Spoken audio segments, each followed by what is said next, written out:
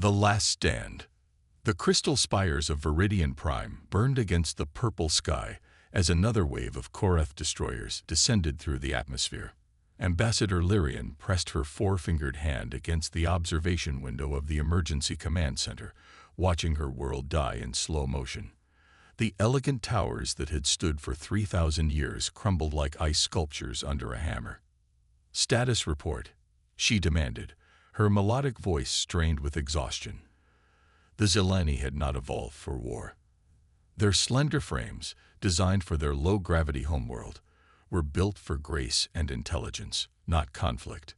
Their large, iridescent eyes could see spectrums of light unknown to most species, but they couldn't see a way out of this nightmare. Commander Zeph approached, his usually pristine white uniform stained with the blue dust that fell from their collapsing cities. Western continent is completely overrun. The Korath have established 3 landing zones and are advancing toward the population centers. Our defense grid is operating at 12% capacity. Lyrian closed her eyes. The Korath Empire had been expanding across their sector for decades, consuming peaceful worlds like a plague. The lizard-like species stood nearly 8 feet tall, with armored skin and a culture built entirely around conquest. They didn't negotiate. They didn't show mercy. They simply took what they wanted. "What about the Galactic Council's response to our distress signals?"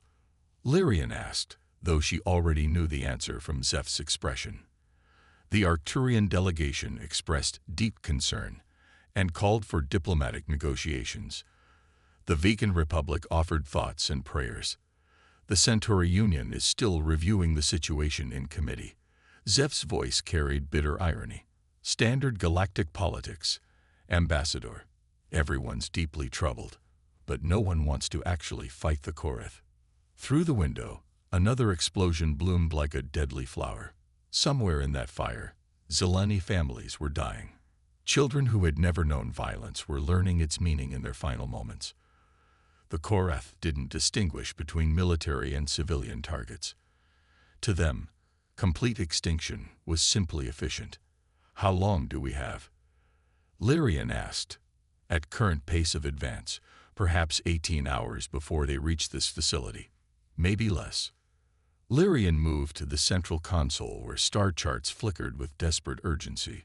Her fingers danced across the holographic display, searching through thousands of registered civilizations. Every name she touched showed the same response: unwilling to engage, unable to help, or too far away to matter. "There has to be someone," she whispered. "Somewhere in this galaxy, there has to be someone who will answer." Dr. Kethvar, the elderly Zelani archivist, looked up from a dusty data crystal he'd been examining. "Ambassador, I've been searching through the old surveys, the pre-contact files from the early exploration era. There are several unaffiliated worlds in nearby sectors. Primitive species, mostly. Pre-warp civilizations that haven't achieved galactic recognition." "Primitive how?" Lyrian asked, grasping at any hope. "This one here," Kethvar highlighted a small yellow star, 3rd planet from the sun. "They call themselves humans, still using chemical rockets and nuclear weapons. Very young species, only recently developed radio communications. The survey notes describe them as chaotic." Commander Zeph snorted. "What could primitives do that the most advanced civilizations in the galaxy won't?" Kethvar read from the ancient survey file. "According to this report from 2 centuries ago, humans are described as unusually aggressive and adaptable. The survey team noted that they seem to thrive in hostile conditions. Their entire evolutionary history is one of surviving impossible odds." He paused, reading further. "It says here that they're one of the few species that actually becomes more dangerous when cornered." "More dangerous how?" Lyrian asked. The report mentions something called asymmetric warfare. Apparently, when facing superior forces, humans don't surrender. They change the rules of engagement entirely. They fight in ways their enemies don't expect. Another explosion rocked the command center. Through the communication array, they could hear the screams of civilians as Korath shock troops moved through the outer districts. Time was running out. Do we have a way to contact this Earth? Lyrian asked. Kethvar nodded toward a technician. Our long-range communications are still functional. But Ambassador, even if they received our message, what could a pre-warped species do? They don't have faster-than-light travel. By the time any help could arrive, they won't come anyway, Zeph interrupted. Why would primitives risk themselves for strangers? Lyrian looked back at the burning city. In the distance, she could see Korath troop transports landing like metallic insects. Because maybe, she said quietly, being primitive doesn't mean being heartless. The communication technician, a young Zilani named Vera, looked up nervously. Ambassador, I've established a connection to the human homeworld. The signal is weak, but it's getting through.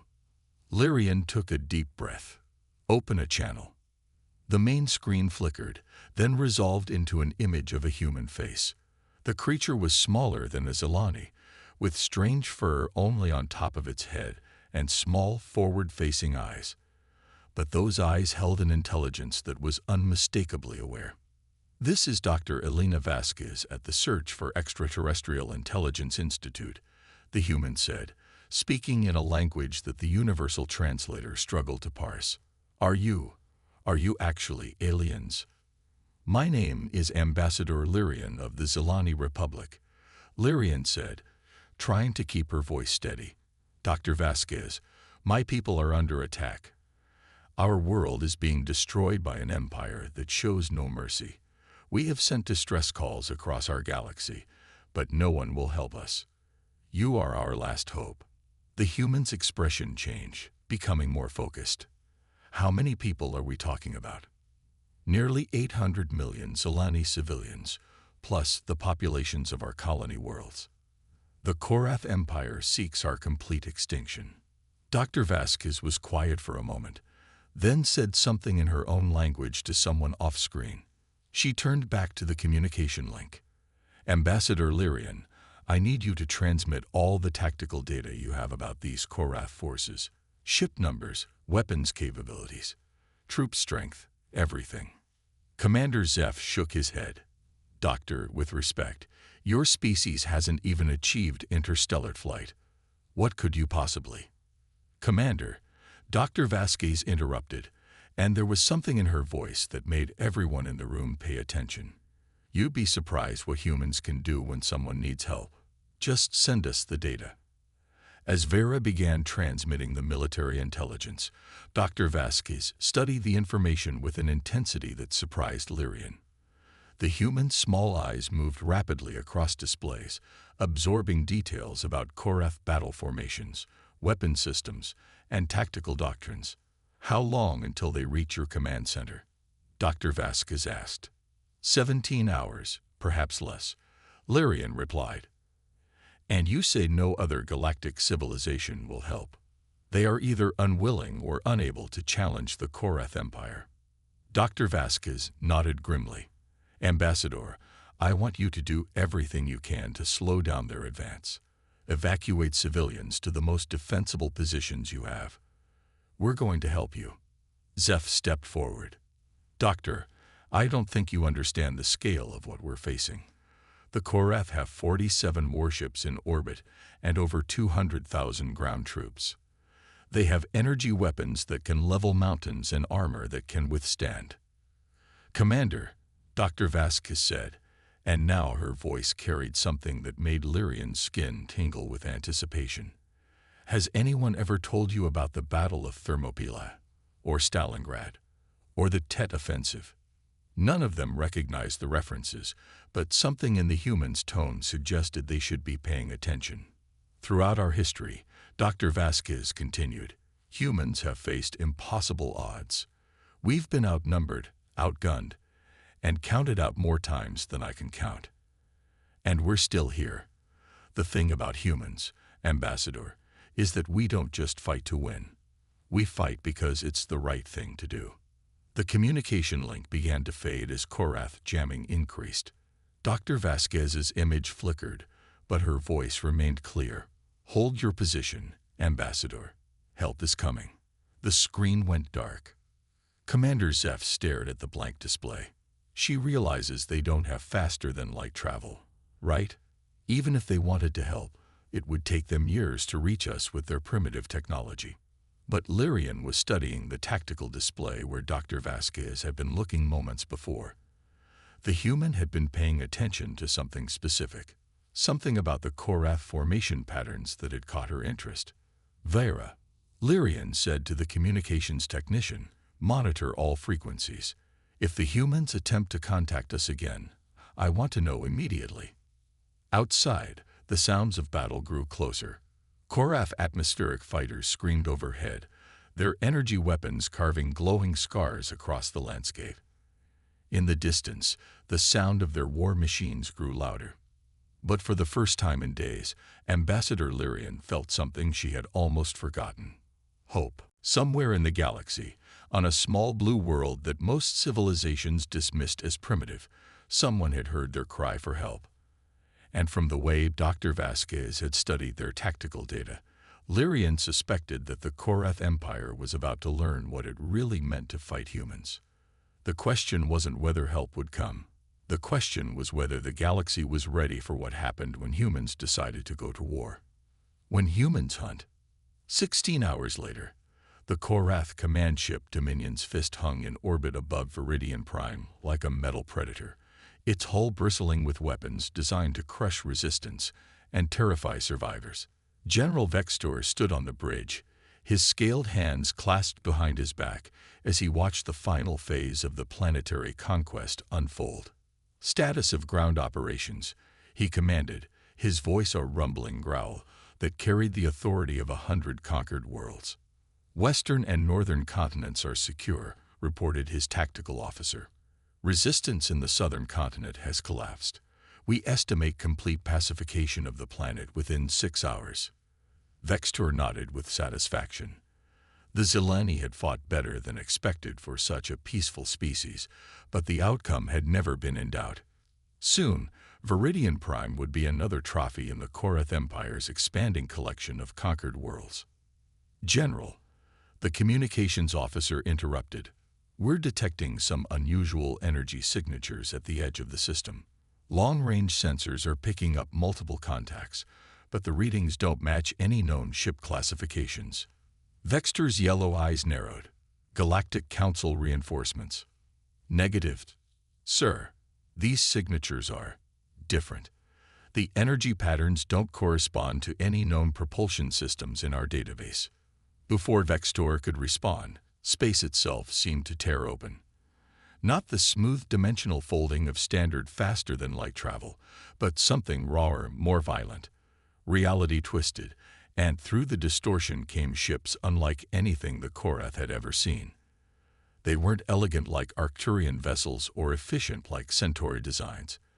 These ships looked like they had been built for one purpose: war. Their hulls were angular and aggressive, covered in armor plating that seemed to absorb light rather than reflect it. Weapon ports lined their surfaces like the eyes of predators, and their engines burned with a fierce blue-white flame that hurt to look at directly. How many? Vextor demanded. 12? No, 15. Sir, more are coming through. I count at least 30 vessels of various sizes. Vextor studied the tactical display with growing confusion. The ships didn't match any known galactic design philosophy. They looked primitive compared to Korath technology, but there was something about their formation that suggested a dangerous intelligence. Open a communication channel, he ordered. Let's see who dares to interfere with Korath operations. The main screen flickered, then resolved to show a human face. The creature was smaller than Vextor had expected, with dark skin and short, graying hair. But her eyes held a cold intelligence that made the Korath general's scales prickle with unease. This is Captain Sarah Chen of the United Earth Defense Force, the human said, her voice calm and professional. You are ordered to cease all hostile operations against the Zilani Republic and withdraw from this system immediately. Vextor's deep laugh rumbled through the bridge. Human, we know of your species. Primitive. Barely out of your own star system. You have no authority here. General Vextor, Captain Chen said, and the fact that she knew his name sent a ripple of surprise through the Korath command crew. We've studied your military history. 47 worlds conquered through overwhelming force and terror tactics.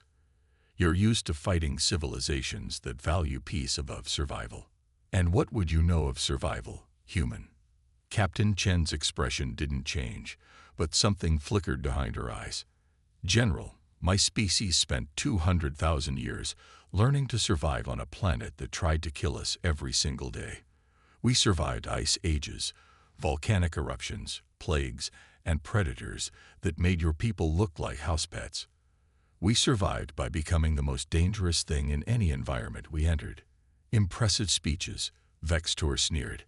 But you are still outnumbered. 47 Korath warships against your 30 primitive vessels. Your defeat will serve as an example to others who would challenge our empire. General, Captain Chen said, and now her voice carried something that made every Korath warrior on the bridge take an unconscious step backward. You're not outnumbered. You're surrounded. Before Vextor could ask what she meant, the tactical officer's voice cracked with panic. Sir, new contacts. They're everywhere. The display lit up like a festival of death. Human ships materialized throughout the system, not just around Viridian Prime, but behind the Korath fleet, above it, below it. They had somehow positioned themselves in a perfect three-dimensional sphere around the entire Korath armée. Impossible, Vextor whispered. Our sensors showed nothing. You were looking for ships, Captain Chen explained. We gave you asteroids, debris, sensor ghosts. While you were focused on our main fleet, our real force was already in position. The human ships began to move, and their tactics defied everything Vextor understood about space combat. Instead of forming traditional battle lines or maintaining proper formations, they moved like a pack of hunters. Some ships accelerated directly toward Korath vessels, while others seemed to retreat, only to angle around and attack from unexpected directions. All ships, open fire, Vextor commanded. The Korath fleet unleashed its fury, energy beams, and plasma torpedoes, filling space with deadly light.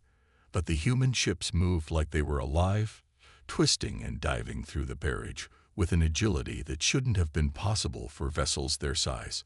And when they fired back, the Korath learned what human weapons were designed to do. Instead of the clean energy beams favored by most galactic civilizations, the humans used kinetic weapons that struck with devastating physical force.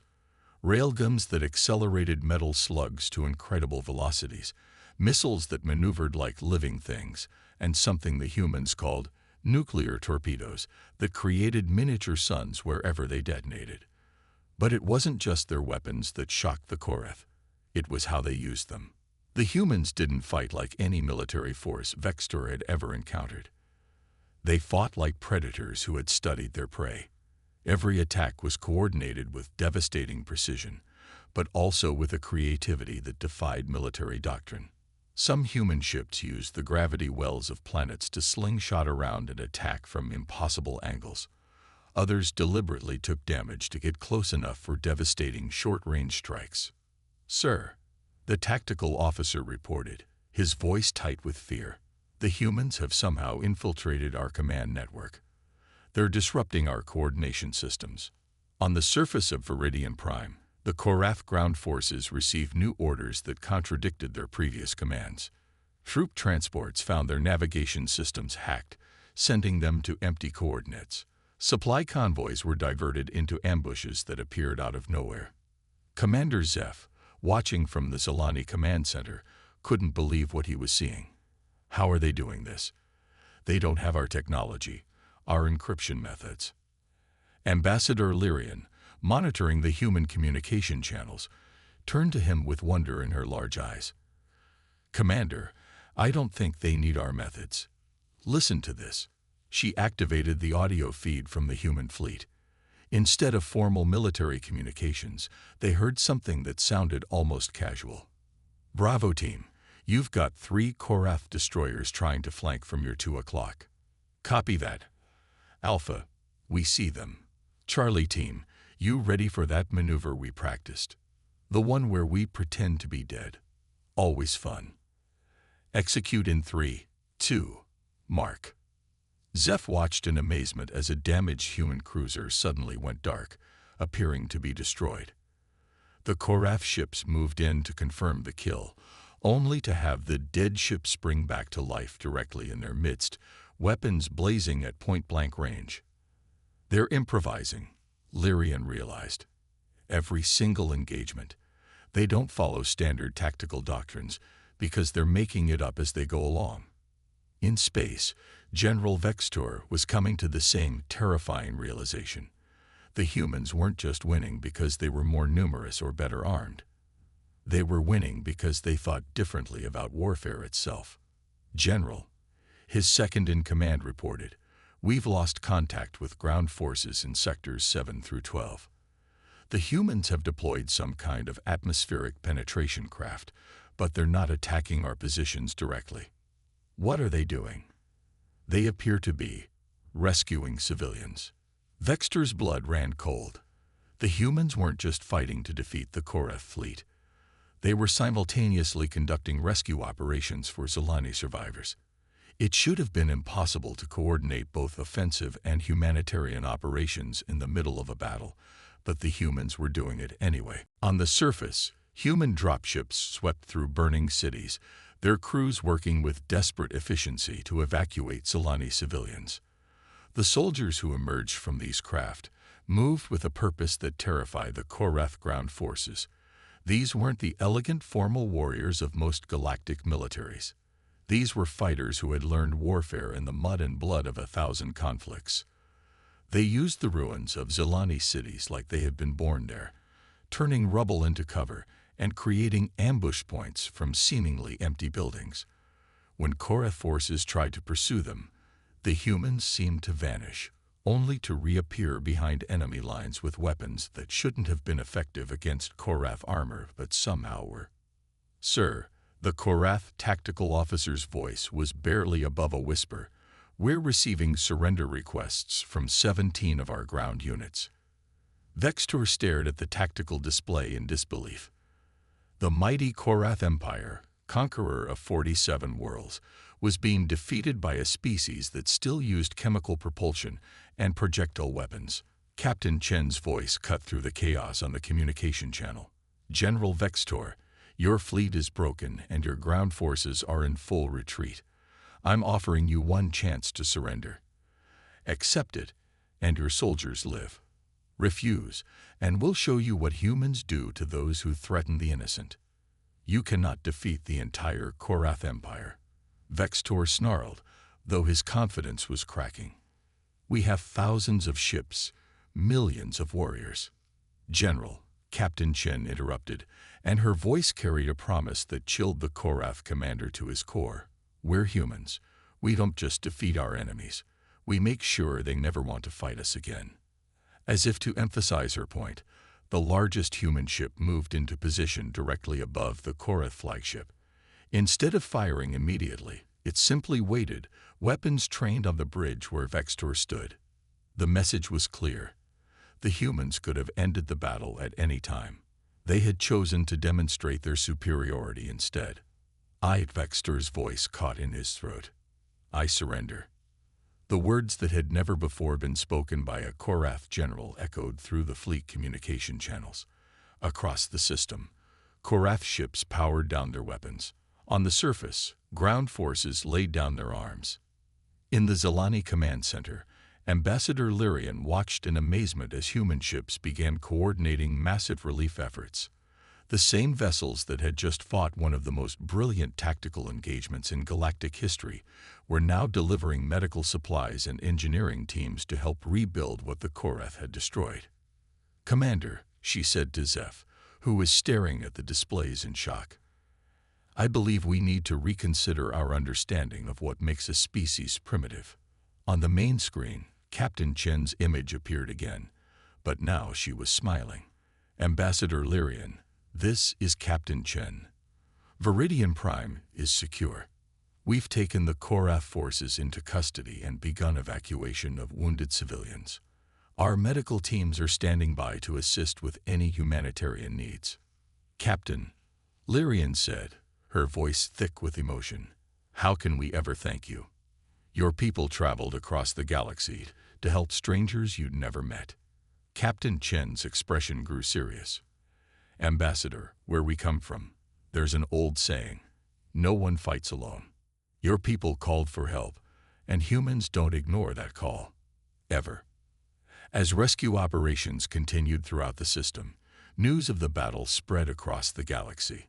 The species that had dismissed humans as primitives suddenly found themselves reevaluating everything they thought they knew about warfare, diplomacy, and what it meant to be civilized. The Korath Empire, for the first time in their history, discovered what it meant to be afraid. And in the depths of space, other predatory species who had been eyeing peaceful worlds for conquest received a new message that spread from system to system. Earth was watching, and humans were no longer content to stay on their small blue world. The galaxy would never be the same.